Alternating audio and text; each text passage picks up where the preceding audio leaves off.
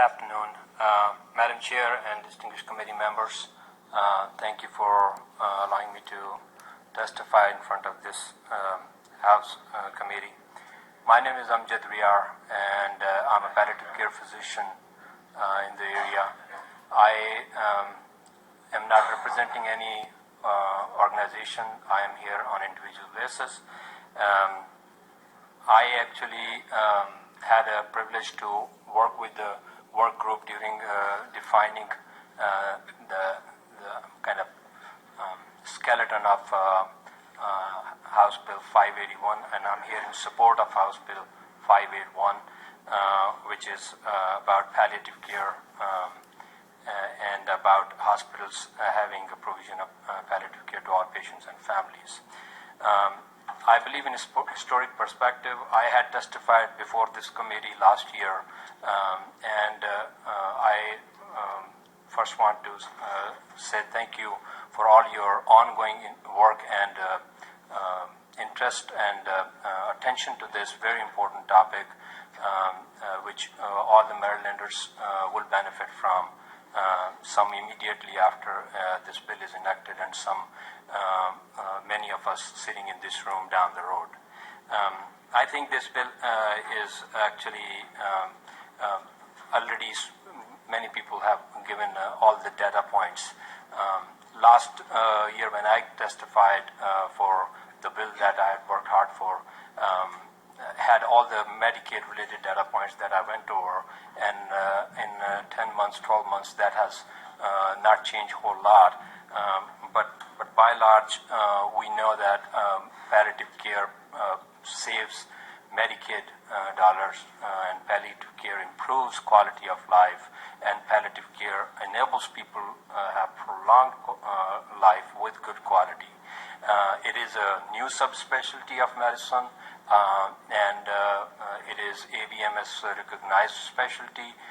There are a handful of board certified physicians in the United States.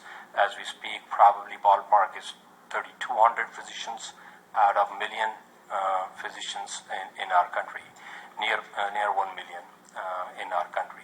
And this particular thing is where we need to stay ahead of the challenge with the growing population, and requires us to stay focused on what our challenges and needs are going to be. Palliative care is going to be the healthcare delivery most core and essential component as we move forward with our baby boomers, and as we move forward with 1 out of 8 having Alzheimer's dementia. I can go on and on, but I think facts are already there. Palliative care is evidence-based. We in our country practice evidence-based medicine, and I think one component is missing, and that is palliative care in it. So we need palliative care in our state to streamline these processes and stay ahead of the curve. In terms of state of Maryland already has 90% hospitals having palliative care. That was Center for Advance of Palliative Care report last year when we testified. The bill talks about 50 bed or above hospitals, and by and large, most of the hospitals already are actually covered in it.